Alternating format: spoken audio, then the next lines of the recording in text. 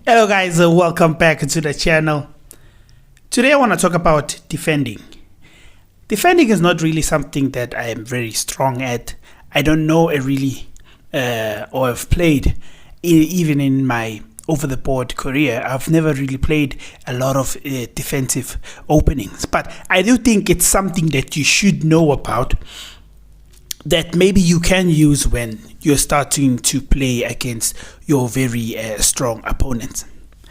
Learning how to defend, could really help you when it comes to when you are playing against a very, very aggressive player that likes a lot of sacrifices, that's very creative with their pieces in the middle game, and they try and catch you off guard. Creating a really good defense in the opening really gives you stability and could really give your game a good way forward for you to turn that defense into attack. Right. So what we're going to look at now, I want us to look at the French defense. Right.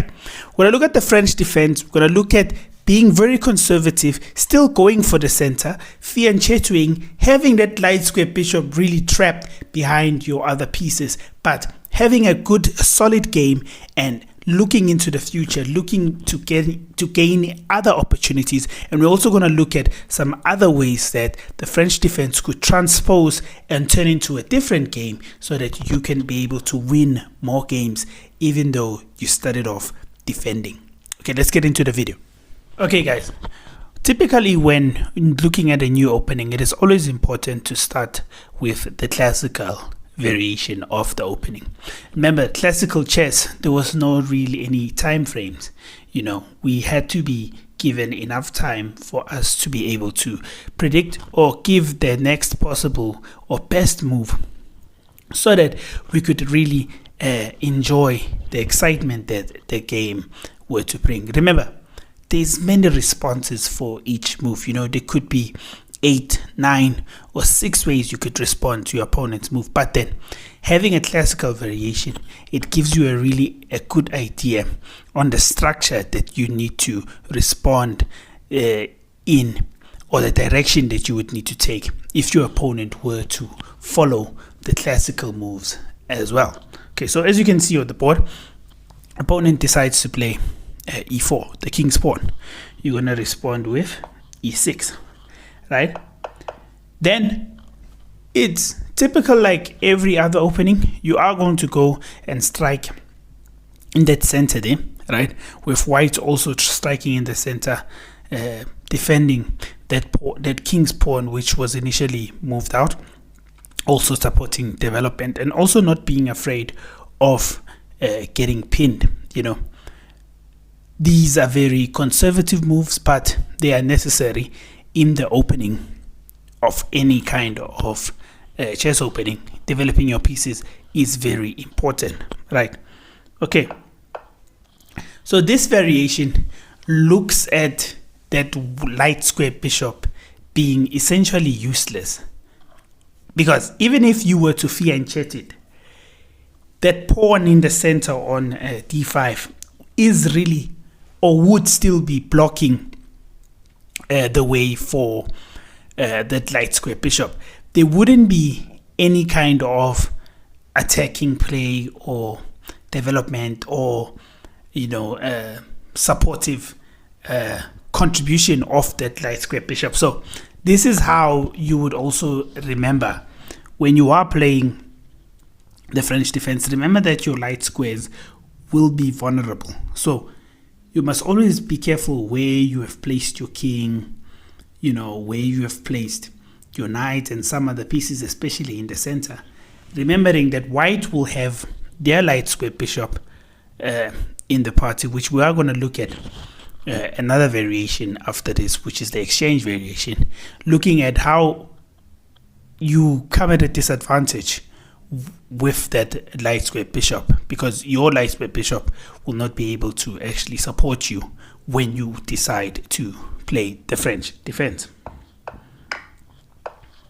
Okay, development is key when you are playing the French defense.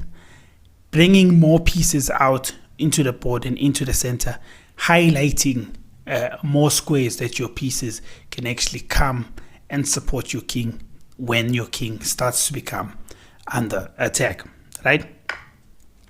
Giving yourself time to actually recapture that pawn back, because even if they were to try to defend that pawn, it will be inevitable. You would recapture that pawn. This is why black only decided to capture the pawn and move later, but allowing that the next move will also be castling kingside. Okay, when we get to this stage, we really see now black saying, okay, enough is enough. I have my center. I have all my pieces that they've come out, they've developed. I've increased my king safety. I'm going to tuck it away maybe in the next couple of moves into that corner. And now my rook is also, it has a free file, to also attack you on your king side. That light square bishop maybe now will be able to come into the party because white no longer has pawns in the center. So patience is key when you are playing the French defense. But there is some things that I want to show you now in the next couple of variations that you need to be careful of so that you are not caught off guard. Okay, we're going to look at the advanced variation, which was done by none other than Gotham Chess, right? He shows how, because in the classical variation, which is the one that we just spoke about, white actually gives out his center there, right? But in this variation, we see white actually going for an overextension of their pawns, right? Pushing that pawn an extra step forward, right, actually stops some of black's advancement. This is why you should never play an opening if you haven't studied the classical variation first, right? This is now where you need to start being creative and start remembering that, okay, it's not only developing on the king side, showing king safety and fear and castling king side, that are my only options. Now you need to actually start your development on the queen side, right? Which is what black seems to try and do, right? Black supports that exchanging of the pawns on the d file, right? And actually says that if white were to develop their dark square bishop, black would go in and actually try and win a rook there, or come out at least with a pawn, right? But there is a trick here where you might think that that's still possible, right? But you need to be very careful what you do at this given point, right? So we continue here with development, right? Because now you have blocked that dark square bishop, white decides to then now take that pawn, right? Thinking that you obviously going to take with your queen, bring out that dark square bishop, and then obviously now the threat of winning the rook in the corner there is now actually gone. So what black does is black decides to say, okay, I'll leave the pawn for later, right? Let me try and take a more vulnerable pawn, right? Which is going to need some more work if it came to trying to defend that pawn, right? When you play like this, you play very aggressively. You start now to show white that you will not be pushed around, right? Being patient and developing first onto your queen side, and now coming back trying to do that swirl around with that knight, and actually attacking that pawn in the center, making it very, very vulnerable and susceptible to being captured, right? This really increases your gameplay, right? There's not a lot of things that white can do at this point, but then I do want to show you a trick here let's look at the move bishop to d3. Is this a good or a bad move? You can pause the video, look at the move, and tell me what you think in the comment section. Okay, this is actually a good move for white, right? Because it puts you in a trap of trying to be greedy. Emotions or emotional intelligence is very important when you are playing chess, right? Because your opponent will try and trap you in certain ways, and these are one of the moves that you could face when you are playing the French defense and you encounter the advanced variation. Because if we were to capture that pawn there, because it looks like the pawn is hanging, white would capture with the knight. You would think that this is a equal capture of material, but we now have this discovered check here, which cannot be stopped unless you move your light square bishop, but you are losing a queen and the next move, right? So you need to be very careful that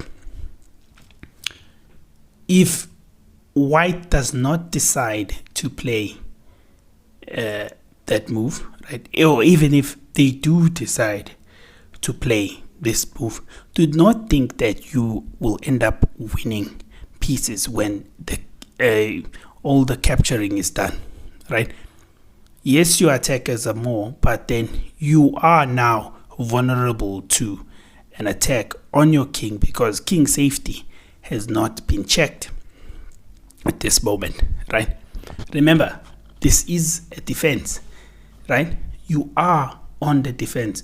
Remember to always stay on the defense and try and be conservative until you can see that white has exhausted all other options, and now they are also starting to think about their defensive, and now they are waiting for you to actually come on the attack. Okay, we are going to look at one other variation, right? This variation seems to ask the question of knight c3 or knight d2. Which move for the knight is best when you are playing white, right? When you look at openings, right, always try and look at it from both sides of the board, right? Looking at what is more promising for, or which move will actually give you a better result in the future, right?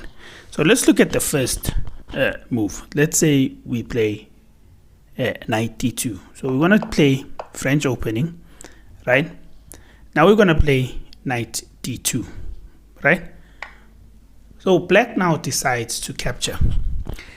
It's easy, or now I think you can see that black must control that center in order for this French opening to actually become a success in the forward moves, right? Getting rid of the center or having control or having a pawn in the center, right, increases your chances as black of winning. But it does also create some more gameplay for white, right?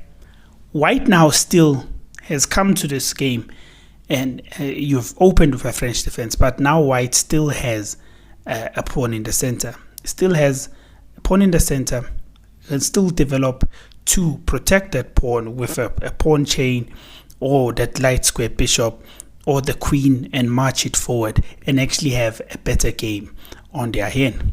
You, on the other hand, now also thinking or looking at the game, looking at that black will castle onto the king side, right? Black will castle onto the king side. So you are going to be able to fianchet that light square bishop. The center is open so that you can laser beam that bishop onto that king side. Bring out your dark square bishop. go for king safety and actually go on to see if you can try and win the game. What happens if white decides to play knight c3? I don't think a lot of things change, besides the fact that you as black now could play this move, right? You as black now could play this move before capturing that king pawn, right? But white could also decide to just overextend, and now it will give us, or it will take us back to that advanced variation. It is in the details whereby we look at what are the best moves to play hereafter, right?